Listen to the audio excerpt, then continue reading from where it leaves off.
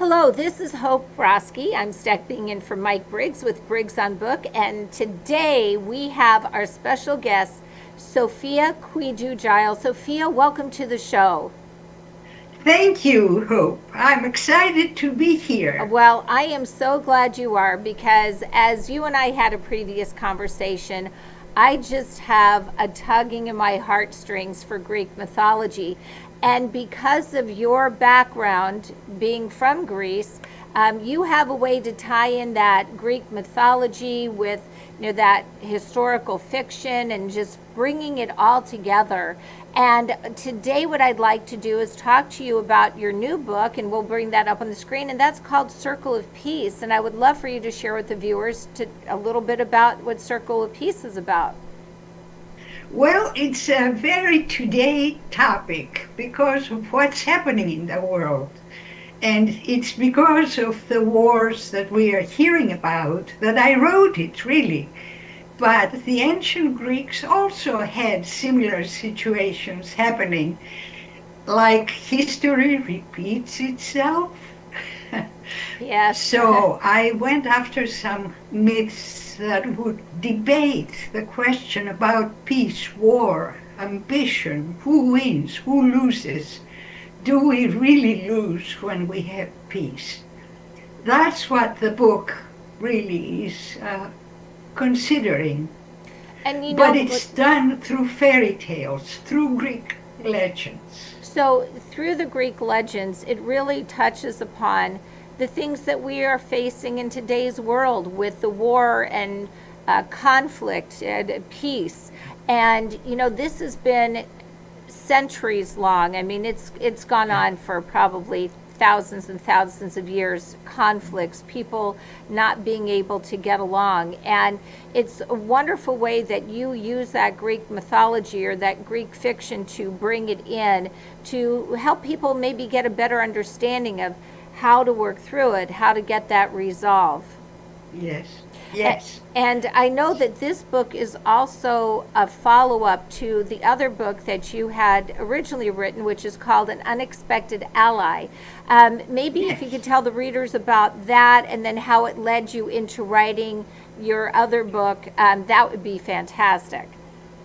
Sure. Well, we have a relationship between the heroines.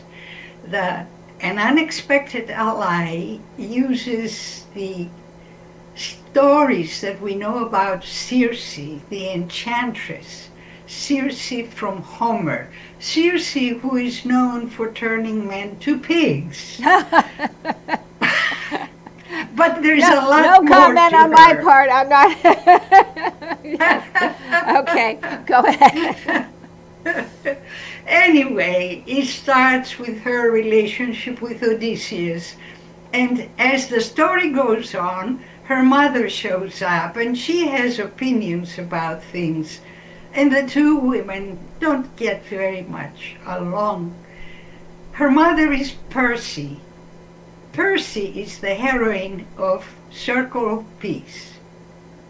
I see. Now, Percy belongs to a family. There is genealogy involved here.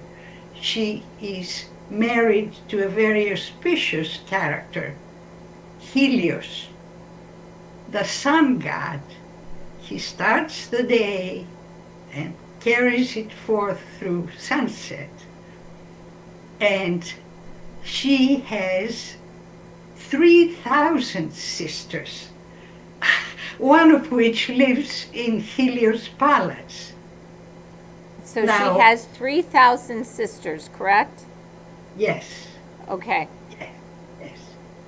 So the idea of working within a family was purposeful, Percy and Clymene, her sister, they are present throughout the story.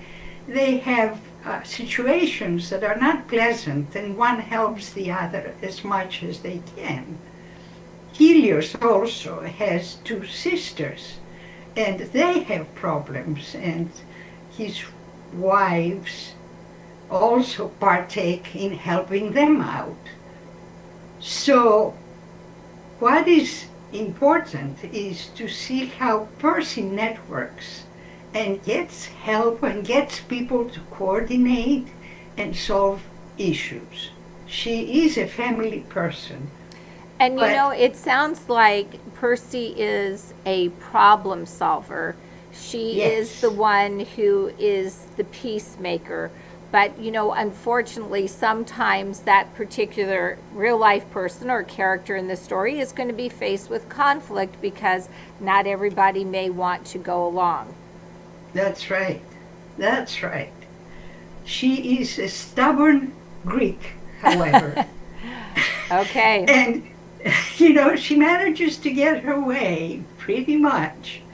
Uh, as different conflicts and interpersonal problems show up, she realizes that there is wars about ready to break up. And from the narrow scope of helping people get along, she takes on the mission of avoiding wars. That is quite a deed. That is quite a deed, and I guess that will be up to the reader to find out how she solves that conflict. Now, That's leading into it, then where does it take off to going into the circle of peace? Where does the next? So how does it transition over? Because I uh, have a feeling the readers are going to want to read the first one and then transition into circle of peace. yes, yes. The connection between the first and the second is that the characters that appear in the first one show up in the second one also. Okay. So, And you know, it's interesting. You bring up that mother-daughter relationship. I yes, think, you know, as a mother, you know, my daughter and I, for the most part, we can get along. But there are those times because we're both very strong women. There is a tendency to have that conflict. So it's interesting how you bring in that real life, those real life aspects, and yes, how you know, and I like the way you put the woman in that leadership role as the peacemaker, the one yes, who is solving the conflicts. And I'm not going to say in all situations, but many times, you know, as you know, people who are put in a mother role, whatever you know the situation is, they many times are the peacemakers within a family situation, and you're just taking it to that next level. that's right. You're right on. It's all about the role women in society, the peacemaking, the problem solving, the Right. making things work. Uh, it's kind of a feminist book, you know, can you tell? Yes. the I can. And you know, there are women who really can identify with that kind of empowerment. And, you know, it's not to put down the other gender per se, but no, it's to show the strength of what women can truly do in their own right. And that's an that's important right. thing to, you know, for readers, and obviously gauging more to maybe the female reader is going to identify with. And there, you know, I think you've got a great connection with so many different facets, and I really like the way you bring it all together, and I'm sure the readers are going to love it too. Thank you.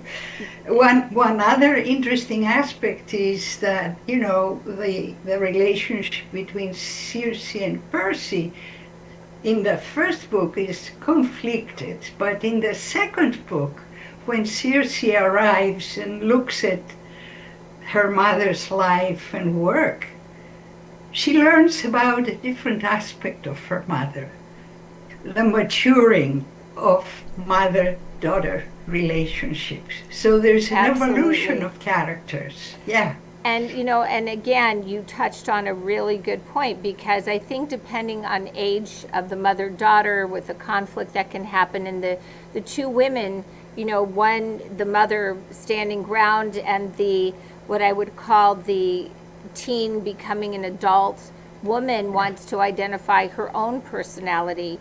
But I think what happens as that child becomes older, they begin to appreciate the sacrifices that that mother makes to make their world better, and they get to see really, wow, this is what my mother is all about. And it sounds like Circe is finding that same type of resolution with her mom, Percy. It's so true. And yeah, there is a different point of view, a different sort of communication, identifying with her mother in a different way.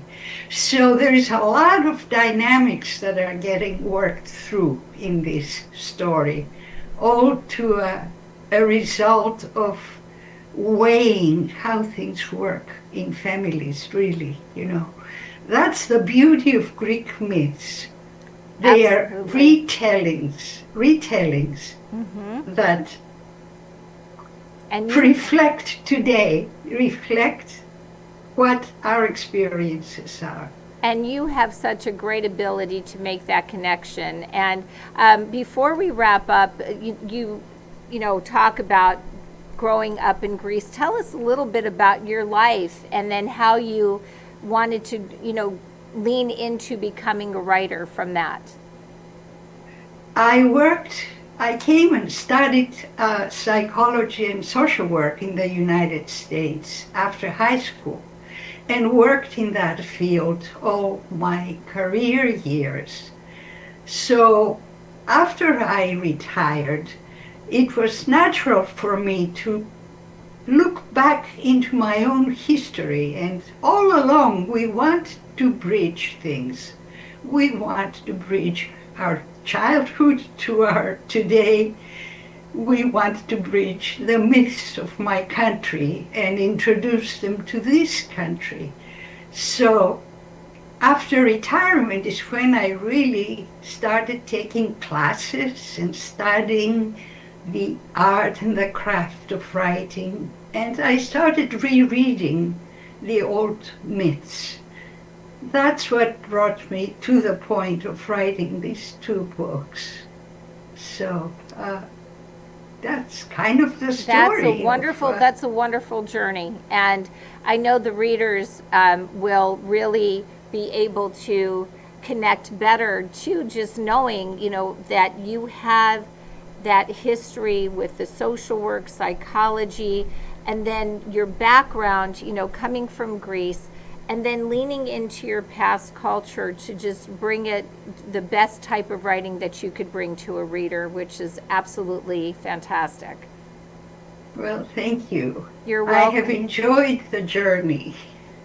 And you know what? Let it continue, because we'll see what's going to be coming down the pike after Circle of Peace. Thank you. I will work on, for sure. Okay, well, we'll be looking forward to it. This is Hope Rosky with Briggs on Books. And again, Sophia, where can the readers purchase your books? Is it through Amazon, through your website? What is the best way for the readers to purchase? It's available through both.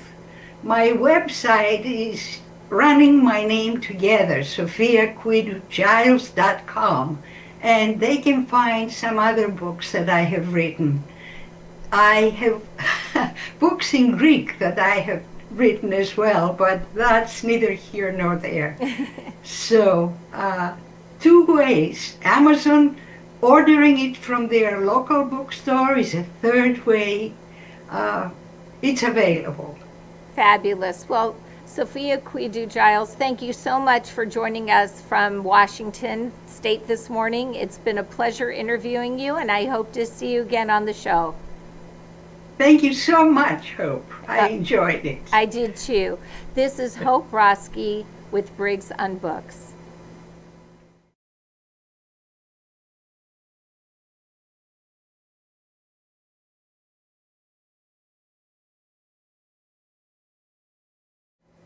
Hello, this is Hope Rosky with Briggs on Books, and today our special guest is Richard Hinkie. Richard, welcome to the show. Oh, thank you, and your timing is terrific, because there was big news on the news about careers just today. Well, I am so glad. And I know you are authored, Richard Hinkie, but you like to be called Rick, and that's how I'm going to address you through the show. Don't want to confuse the viewers. But Rick, your specialty is, your focus is careers. And there's so many, when you talk about careers, that's such a wide topic. But within that, there's so many different sections that you have expertise. And people sometimes, as they, and you are the career doctor, I know you usually have your stethoscope in your white jacket. Maybe next time. Next time, right?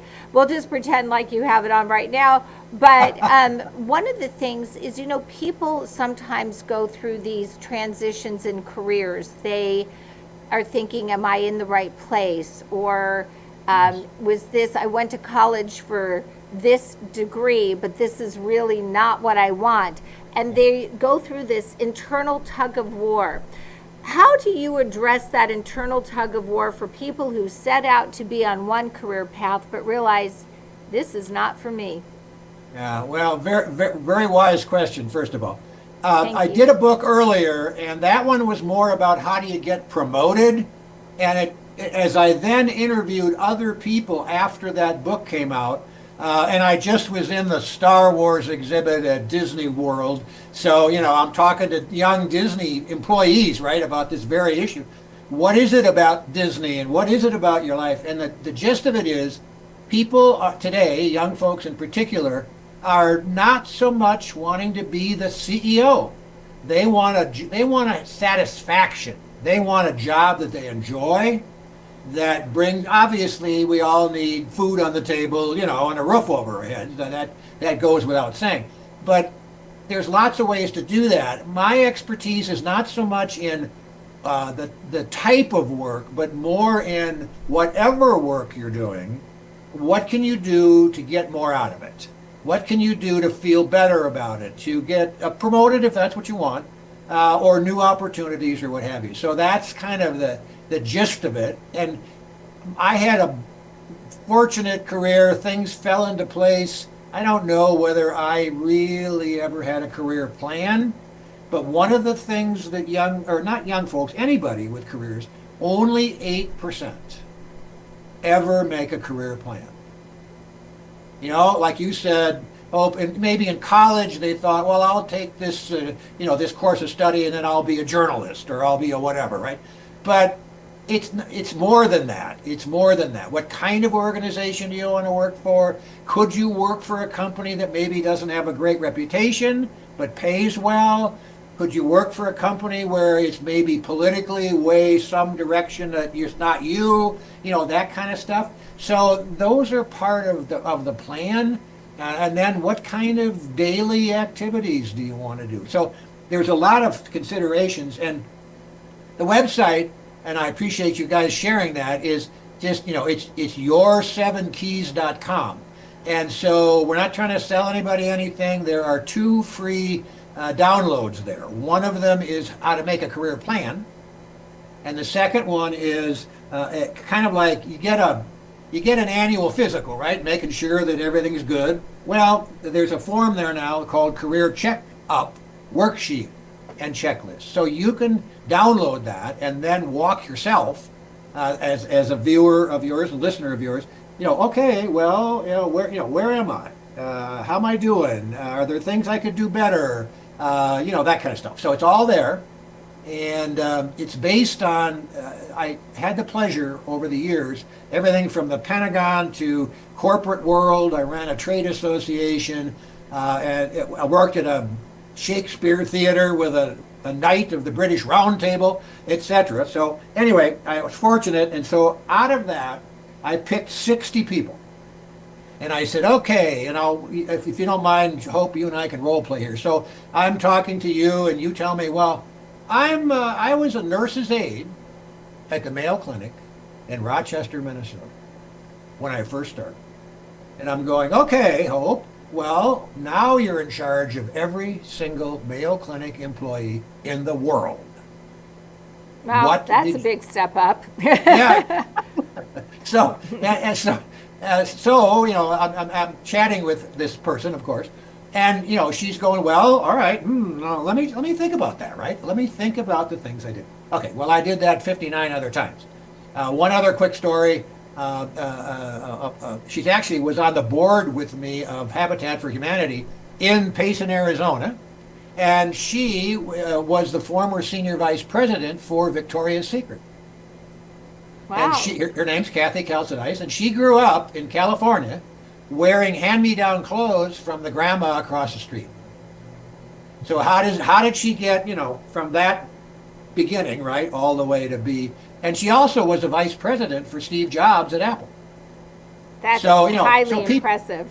Yeah, and so, it's not like, again, I don't want to leave the impression that you got to want to be the big dog, or dog-s, as the case may be, but there are things you can do. You're going to work for what, 40 years, maybe? 4 decades, probably, right? Yes. I think I might have had hair. I don't know, maybe when I first started, I'm not sure. Anyway, but, you're going to work a long time, so let's make the most of it. Absolutely. And even during that time, there are so many shifts that can happen, or what I call pivots, that one might need to make in a career. And we had talked about teaching and education, Sure. that even within that, do you move to administration? Are you going to move at a grade level? I mean, that whole what I call pivot process. But in your book, The 7 Keys to a More Satisfying Future at Work, one of the things, and I think has to be understanding the players involved within the organization, whether it's a business or even a school, if you will, and how that whole dynamic works. What are some of your ideas or suggestions for having a better understanding in that? Okay, well, terrific question. I'll tell you, it's sort of as a catchphrase, and perhaps a lot of your listeners already have heard this, but one of the things you want to be at work is you want to be 2 things. You want to be a star where you are, and there are specific things in the book that can help you with that. But let's start out with, you need to be, quote, in the promotion pool. Okay? So if you can imagine in your head, literally, the corporate swimming pool, right? And all the people that are important are in that pool, and you need to be in there. And so what happened, and it happened to me, actually, I was doing really well in my department. I was in advertising and communications. But it was time for me to maybe move up to a director level. And that meant that vice presidents in other parts of the company needed to know who I was and trust me, because now I'm going to be elevated, maybe, right, to be part and work with their senior people. And nobody knew me. Nobody knew me except in that one area, right? So, and the promotion pool thing, what happened in HR, human resources, was back in the 80s and 90s, it got to be where there was a team of people, not just your boss, that helped decide whether Hope and Rick were going to move up, in their organization, right? So that's where this pool thing came from. And so there are some things that you can do. And one of the things I did, and others did too, was, maybe you need to volunteer for a committee. Maybe there's been a merger, or maybe it's for a charity, or there's some event going on that your company is sponsoring, maybe the food bank or something like that. So there's some things like that, that you can get involved in that make sense. There's also, reach out.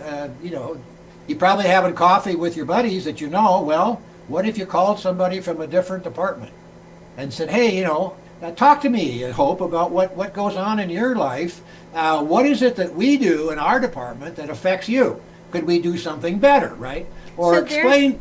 Right. So there's 2 pieces. There's the networking piece, Yes, and then yep. there's the learning piece. Because if you want to go out there and really learn about it's great. Let's say you are in a specific department, but in order to get ahead, you need to have an understanding of some other departments that are around that as well. So then you're basically getting out there to network and educate yourself about that. Yeah. Oh, absolutely. Yeah, and to use I'm sort of a Star Wars nut. So I Obi-Wan Kenobi, by the way, is retired in Sun City, Arizona. And he has hired me to be Old B Rick Cannoli, his Italian cousin, and I do public appearances for him. So, I'm teasing, of course, but the Right. idea is if I am sort of Luke Skywalker, sort of a hero in my own area, right? Yeah, but wait a minute, where's Obi-Wan? Where's my coach? Where are these other people? I got to get along. So one of the other things is, and most people don't think about this, but almost every organization, nonprofit or for-profit, belongs to some kind of state, regional, or national association. Okay. Well, I was in the energy business, excuse me, way back. So I got involved in the American Gas Association with other people like me in utilities from across the country. And ultimately, that involvement, I learned more about my own company and I learned about the industry. And so then I was more useful back at my own job because I had kind of the bigger picture. Right. So that's another tip, so to speak. And it's easy to find out, what your company's connected to. Usually Sure. on your website, a lot of employees never even go to their own company website. And it is interesting because companies do have specific, I would call civic outreach programs that Yes. are a very big part of what goes on in the internal, and that is important for the people to have a great understanding. These employees, it's Yeah. not just that one specific thing. Get to know the broader picture because you never know which direction you might be going in a career. No, absolutely. Yeah, I mean, one time I had volunteered to help with a Habitat for Humanity event in Minneapolis. And it was a golf tournament, and it really went well, and we had lots of sponsors and what have you. So the president of the other company, not mine, happened to be having lunch with my president, and he said, that Rick guy really did a great job at the convention. We had blah, blah, blah, and my president's going, who? So the point being, there are ways, and I didn't do that on purpose. I did it, 'cause it was the right thing to do. But these things do pay off, and they are specifically addressed, in the book. They're options.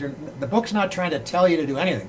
It's just these are things that work for others. Right. So, depending upon where you are, maybe some of these ideas will help you. So that's the intent. Absolutely. Suggestions never hurt. I mean, suggestions, ideas, they never hurt. One thing before we leave, I just wanted to share with the viewers what I find very heartwarming is that the funds that you are receiving from the 7 Keys of a Satisfying Future do not go to you directly, that you have a special fund, and I think the viewers would love to hear about that. Okay, well, thank you for that. I mean, our state, and I don't mean to be negative about Arizona, but it's not one of the better states for funding public education. And I live in a town that has the oldest continuous rodeo in America. So it's mixed between retirees of some success and, practical, everyday, hardworking people, right? So, but the high school doesn't have any advanced placement courses. So the young people can't get a head start on college. And for most of them, 4 years of college is out of the question anyway, financially. Okay, but some smart local folks have formed an organization that gathers in donations, and like the one I'm doing from the book, and those donations go to pay so the high school kids during the day can go to the community college. And what a great thing to do, because truly they can use those college credits when they go to a 4-year institution. Absolutely. And they're one step ahead of the game. And it's so nice that you're providing those scholarships to the students who really need it most, because there are children who are just so extremely bright, gifted, if you will, that need to have that accelerated type education. So that's wonderful that you were providing that for them.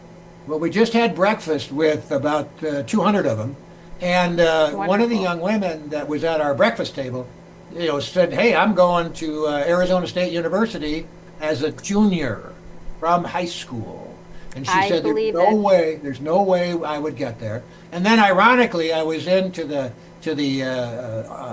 heart doctor, and the young associate was doing an ultrasound on part of me. And turns out she's a graduate of the program, and said she never would have got her medical background without help from this program. So, I mean, the whole thing here is pay it forward. All 60 of these people, they didn't want anything from me. They spent hours with me. They reviewed everything.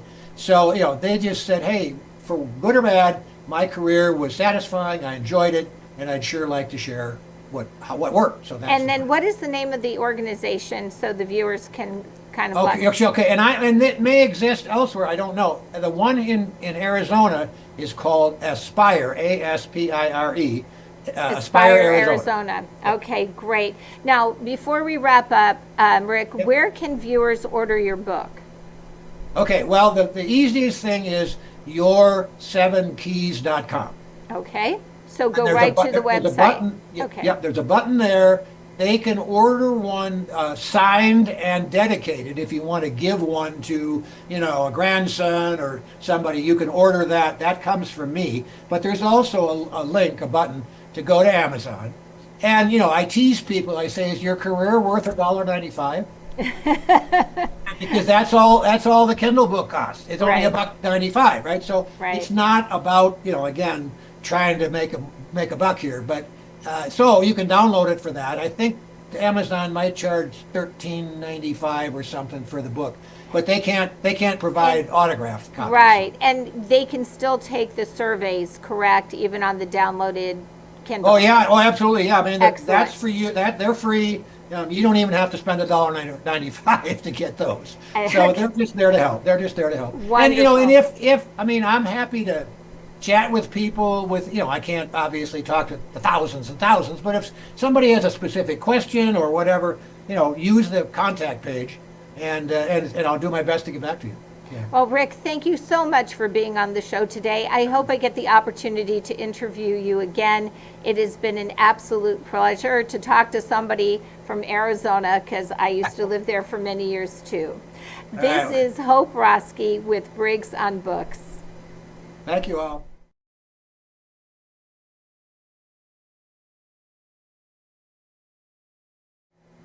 Hello, this is Hope Rosky stepping in for Mike Briggs with Briggs on Books. And today we are so thrilled to have author Mims with us. Welcome to the show. Thank you for having me. How are you today? I'm doing well, and it's so great. We were going to have you a while back, and unfortunately, you all back, in the Midwest, were dealing with some weather issues. And so we are really happy to have you here today. Thank you so much. Yes, the tornado did hit us pretty hard, but I'm here today and I'm ready to go. So yeah, I'm excited about it. Okay, well, let's go ahead and get going a bit.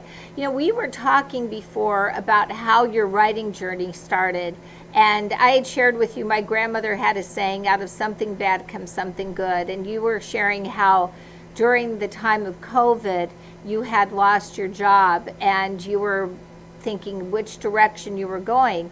Well, you went into writing. How did you decide from that point that's where you were going to go? Because maybe some people would take up cooking or art. How did you decide that writing was going to be your passion? Well, I always had a thing for writing, and I never really explored it. But when I lost my job, I had a lot of free time, and I didn't want to go into something that I wouldn't be good at. So I just tried it out. And my first book I wrote was called The Captive, and I just gave it to a couple of publishers, and they actually liked it. And so it sparked an interest in me because I didn't know that other people would like to read my thing. So I took it from there. So it, like you said, out of something bad, something really good came out of it. And so since then, I've been writing and exploring my options to move forward and, just that path right there. Well, let's talk a little bit about The Captive. Can you tell the viewers basically what the book is about and who some of the main characters are in it? Okay, some of the main characters are Lauren and Dave, and she has a best friend named Cam. Those are three of the most main characters. So the story details around a young lady who she's working really hard to climb the professional ladder. She meets a guy. He's just too good to be true. But I mean, he does have definitely some dark secrets going on. She doesn't explore it until she's a little bit in too deep. And some of the things that he has going on is some things that you definitely wouldn't believe. So she finds out the hard way about love. But her guy, he seems like a really, really good guy. It's a real jerker. That's what a lot of people have told me. But it's basically about falling for the wrong guy and seeing the horrible consequences of meeting someone and how much a person can hide who they really are from you, no matter how much you love them or been with them. They can really hide who they are from you. And she found out the hard way that this guy was hiding a whole nother life from her for a long period of time. Right. So a lot of us are getting caught up like that. And I just wanted to write a story about it. Well, Yeah. it's interesting that you bring that topic up because many times they're the women who are single and they're out in the dating pool. They meet. I remember Chris Rock saying on one of his comedy stand-up comedy shows, you're meeting the representative. So Right. on those first initial dates, you're meeting like the best salesperson ever, and they wow you Exactly. and charm you, and then you get pulled in, and then you may not know that there's a flip side. So in this story, what is that dark side that the readers might not know about but might tap into as they read in the story? Okay, so as you get further in the story, you start to see that charismatic, suave, cool character melt into an anxious, kind of impatient person. A certain dramatic event is going to happen in his life, and that's going to really shake him up. And so at that event, his character is going to begin to change and expose who he really is. Like, he's had some bad childhood trauma that he's trying to run from, and he's just been hurt himself, and he's never learned how to deal with it. So he's always learned how to mask it, but with this trauma that's going to take place in his life, he doesn't really have a choice. It's just going to kind of come out, and she's going to be the one that's going to take the brunt of it because she's going to be in too deep with him, and he's not going to be able to hide who he is at this point. So it's a really good twist on a love story, just like you said. Like, people, you're only meeting the representatives, and sometimes people find out the hard way, and Lauren is one of those people that, unfortunately, she definitely finds out the hard way that she's not with Prince Charming. And in a story like this, it's interesting how you're taking this kind of cool character and then they shift and they have an incident that happens and it flips that switch, and then they become anxious and then their habits become different. And it's so true that people in the dating arena need to keep their eyes open a little bit more, because these are things that, even though you're writing this as a fiction, in real life these things can happen. And unfortunately, there are people that I know who have been subject to that kind of person, somebody who pretends to be something that they're really not, and then they wind up, Right. because they believe, that initial person they meet, they get in way too deep, and then boom, it just shifts. So that sounds like a really kind of a good romantic thriller, if you will. So, and that's Yes. called The Captive. And where can people order this? So you can go to Amazon and get it. It's on Barnes and Nobles. All you have to do is type in The Captive by Mims, and it's going to pull up every place you can get it, but you can definitely go to Amazon. That's where I would definitely recommend, because it's easier there. But I hope your readers enjoy it. It is definitely considered a thriller love story, kind of like with a twist and a spin. So I hope you guys check it out. Well, I know they will, but now I'm going to pivot here a bit, because you've branched out in an entirely different direction with your writing. I mean, what a gift that is, because you have the gift for writing like a romantic thriller, but you're also writing children's literature, which, the school teacher in me also loves to hear about that, and I was hoping you could tell the viewers about that too. Okay, yes, so I definitely just finished my first children's book. It's called Priscilla Goes on a nature walk with her dad. Excuse me. Yes, and it's about a young girl. Her dad takes her on this walk, and she's so excited. So she's learning how to count, and different bugs and just different aspects of nature. And your kids, who's ever reading it, you're not even going to know you're learning. You're going to learn to count from 1 to 50 just by the fun and imagination this little girl has. So I hope that this one does well. I look forward to readers reading it. And like you said, the teacher aspect is definitely there. I hope that it sparks the imagination of these kids coming up and want them to get to read because it's really simple. It's easy to be read or to be read to. So I really look forward to this one coming out, and I look forward to seeing what the public thinks about it. Well, you know what would be interesting is if the sequel would then go from 50 to 100, and then kindergarten teachers, that's a very big thing, is that 100 day, because the children are learning how to count, for teachers to bring that into their classroom. What a great way for teachers and parents at home to integrate wonderful literature with math. Yes. I think that's just a really great combo. And I think it also gives people, a suggestion. What can I do with my child to make it enriching? So if Priscilla's out there on a nature walk, then why can't a family go out on the nature walk and start collecting things and teaching the children to count up to 50? That's definitely my thinking about the whole process. It's a whole series, so there's going to be 9 more that come out. And one of them, they teach you about the galaxy and the Milky Way. And then there's another book that teach you all 50 states. So I hope it's just something that the kids will have fun with learning, because learning can be kind of boring. But if you jazz it up a little, get the kids interested, it can be really helpful. And that's the goal. Like you said, education is the key. And I really want these kids to get back into books and start reading. And I just want to give them a fun way to do that. Now, would they be able to parents order the same way with the same websites or book sites that you have with the captive? Fabulous. That is great. Yep. And can you tell the viewers about where they can, if they want to follow you with Instagram? Do you have an Instagram page, Facebook page? Yes, I do. I have a TikTok page and an Instagram page. My TikTok is Mims, the author, at the Author's Corner, so you guys check that out. I do have posts about both my books, The Captive, and my upcoming book, Priscilla Goes. I'm sorry, it's also I'm sorry. Is that a hint that maybe you're going to have it? No, I'm just kidding. I was going to say, who knows? Maybe there will be a Priscilla Mims one day.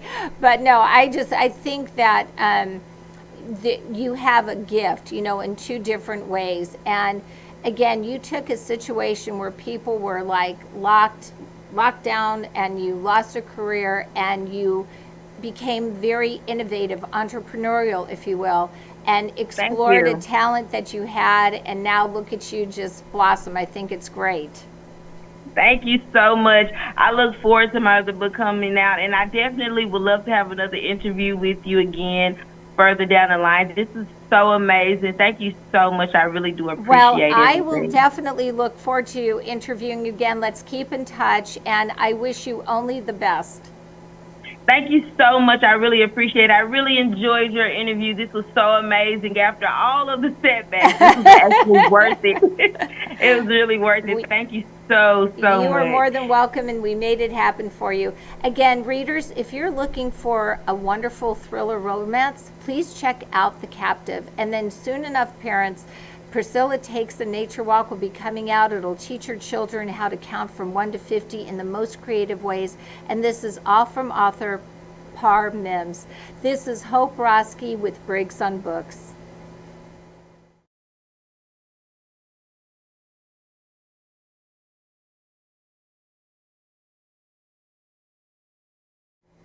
Hello, this is Hope Rosky with Briggs on Books, and today we have an author that's going to take us to a little bit of a creepy, darker side, talk a little bit about the paranormal. I'd like to welcome author Steve Altier. Welcome to the show. Well, hey, Hope, thanks for having me here. It's an honor and a thrill to be on your show. Oh, it's great that you are here. You were talking a little bit about, we had a pre-discussion about, what kind of drew you into becoming an author? And I think it's always been a passion of yours. When did you get into it fully as a career? I turned around 50 years old. Most of my kids were graduating college or high school or college and moving on, and it was time for me to do my thing and follow a dream that I always had. And now that I had a lot of extra time to do so, that's exactly what I did. I started writing middle grade chapter books, good stories for the younger ones, and then I moved on up into some YA, paranormal mystery suspense. Okay, and so what you did is you took a place where you grew up, which was a very small town that you referred to as Lizardville, correct? Yes, A that is town of correct. like basically 1,000 people. And from that derived some of your great writings.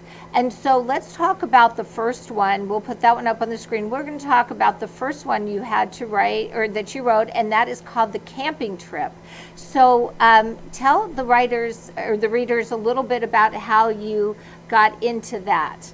Because everybody, it's like when you go on a camping trip, sometimes your mind takes you places, but now I think it's going to take the reader to a really extreme place. Tell us a little bit about the camping trip. Well, the camping trip's set in the 1970s. It's like 1974, 75 time frame. And there's a group of guys going on a weekend camping trip. And they're out along the banks of Big Fishing Creek where there's an old abandoned axe factory and a broken down dam. So the guys are out there, and on the first night, sitting around the campfire, the oldest guy wants to scare all the newcomers. So he tells them the legends of the Axe Factory murders. That wakes up the spirit world, and the chaos begins. Oh, goodness. Just from the one ghost story, it stirred the pot of the... Okay. So from that, it leads into your... Because they're sequential. So the next Yes. one that you wrote was Jamie's Curse. So Yeah. how did you go from the first to the second? So Jimmy's Curse was, it's set 1 year later, back in the summer. The winter is past, and now they're back into the summertime again. And the guys are going out there, and the spirits are still out there haunting them, and they decide, we've got to get rid of these guys. How do we do it?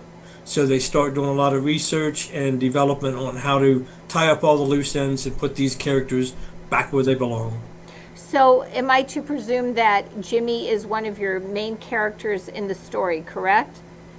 Yes, he is. Okay. Is he the person that is the storyteller, or is he the person that is then also receiving I would say, the unfortunate events? So John is the actual storyteller. Okay. Okay, Jimmy's he started off as one of the side characters and then developed more of a role as the story develops into the third book. Okay, so let's talk about that third book then, and that's Return to Lizardville. I love it because it's like it's going back. So let's talk a little bit about that one. So in Return to Lizardville, in the first two books, John is telling the story. He falls in love and marries his high school sweetheart, Sarah. And now that they're adults and they have children of their own, they're called back to Lizardville for a family reunion.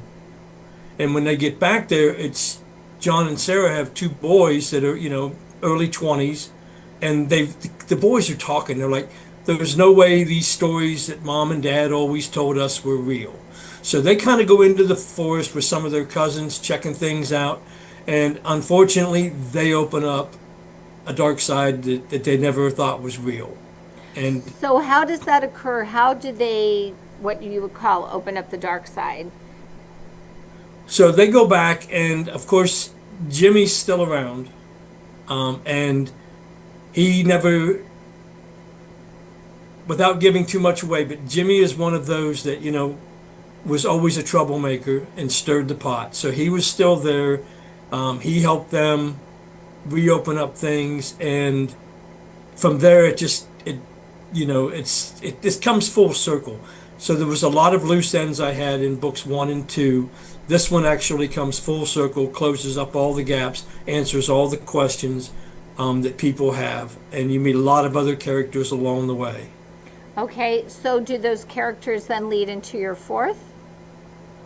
Well, no, this is actually the final episode of it and the Okay. final This closure. is it. I did Okay. write a few side stories, and there was 2 of them, and I'm actually considering with the help of the publisher, they keep telling me, you should write another side story to that and continually branch off on it. But and it's something I'm thinking about. But currently working on a psychological adult thriller. Ooh, okay. When do you expect that to be published? That should be out probably mid 2026. Okay, so speaking of which, if there are readers that are interested, where could they go to order your books? So they can go to my website if they're looking for signed copies. I can autograph them there. It's www.stevealtier.com. It's ALTIER.com. Or you can go to Amazon, Barnes and Noble, any place where books are sold. My books are in any outlet, and they're available in ebook, audio books, paperback, or hardcover. Okay, so one of the things that I always am fascinated by is what drew you into that whole paranormal type of idea or ideology? What is that something that growing up that you were fascinated with, or is that just something that you knew the readers might lean into a little bit? So where I grew up, there was a lot of old folklore about, hauntings, spirits, ghosts. And there was one of my friends, her name was Scotty, and her house was haunted. She would see things. Oh. So we would talk about those types of adventures and the things that she saw. And she's no longer with us. I mean, she passed away about a year ago. But she ran a paranormal team down in West Palm Beach, Florida. And now I'm part of the Tampa Bay Spirits. Well, not. I go with them a lot on some of their ghost hunts. And is this where you start really delving into some of these ideas that you'll take in and bring into your literature? Yes, yes. Ah, okay. Interesting. What would you say, through all the things that you have experienced, has been the most unusual?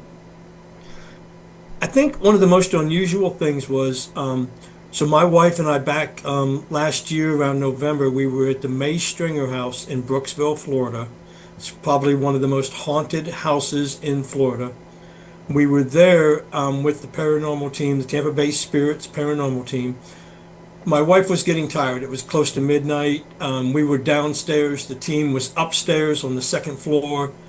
And she comes to me and she's like, hey, my back's bothering me. I'm a little tired. Can we go home? And I'm like, yeah, but I have to say goodbye. I don't want to just leave. So my wife and I went upstairs, and when we walked into the room, they were doing the Estes method. I don't know if you're familiar with that. No, go ahead and share.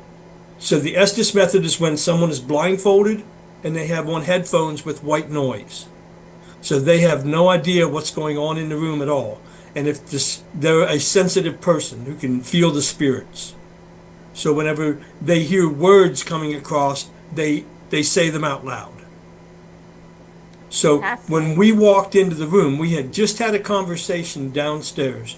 There was no way anybody in that room upstairs knew what we were talking about.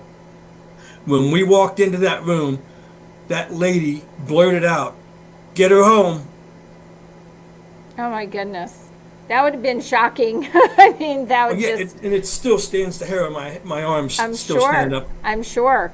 And, there are some people that do or don't believe in it, but whatever it is, it's a great thing that you're able to take those experiences and then bring them into your literature. There's one more book I'd like for us to take a look at, and that's called Old Man Smithers. Now, we were talking ahead of time about the person who this character derives from, who was actually growing up was a very nice man in your neighborhood, but you turned him into more of a crotchety old man. Let's tell the viewers a little bit about that book. So Old Man Smithers was a character that you'll meet in book one, The Camping Trip. He goes all through all three of the books, but he was just a crotchety old man. Now, as a kid, like Hope said, as a child, he was one of the nicest guys. He would do anything. He would let us camp out and fish. He would live right by the river. He would let us camp out there, fish on his property. I mean, we could have a blast there. And he'd even say, "Hey, you guys want some? I'm cooking burgers. You want some?" I mean, he'd even feed us, But so in the story, I made him a crotchety old man, someone who did not like the kids. And I had a lot of people send me emails asking me, what was his problem? What's up with that? So I wanted to write his story. And I take it back to 1961, about 15 years prior to the other stories, and I start telling his story, and how he met the love of his life and what happened that caused him to be angry at the youth in the town. So, and without giving too much away, but I mean, he actually helps the boys in the end. So he's not that old crotchety person that that people knew in the first 3 books, that things just basically Yes. came full circle. And I'm sure the gentleman who you had known, does he know that you wrote a book not based on him per se, but is he aware Well, he's of no that? longer with us. He Right. was But a did much he- older okay, person. But so he was a person that you had just known growing up, and you had used that. But that's, that always interests me, how authors develop their characters and where they come up with these ideas. And real life experiences, I think, always bring the best writing. well, and I agree with that. I mean, they always say writers write what they know about. And a lot of Absolutely. people ask me, like, how did you create this universe? Like, I lived it. I was there. Right. I can, when I go up there now, I mean, the factory's gone. There's a highway there. Everything's been, progress. We have to have progress. Sure. But, even where I grew up is actually gone. And there's the other house where my friend lived is an old chiropractor's office. But Wow. it's, times change. People, progress moves forward. Right. But it's still, I can visualize, when I walk those grounds, I visualize everything we saw and did as kids. And it's great that you could bring that into your writing, Steve. Yes. Absolutely. Well, I just want to thank you so much for being on the show. It's been wonderful interviewing you. Folks, if you're looking for that thriller, a little bit of the paranormal, please take an opportunity to check out Steve Altier's books. He has 4 of them. You can take a look on his website, www.stevealtier.com. You can also go to any of the major book sites like Barnes & Noble, Amazon to find them. Steve, I wish you well. I hope I get an opportunity to interview you again. Yeah, I'd love that. We'll be in touch, and I'll reach out to you and let you know whenever the new one's coming out. And I'd love to be back on the show. And Hope, thank you for having me here. Oh, you bet. This is Hope Rosky with Briggs on Books.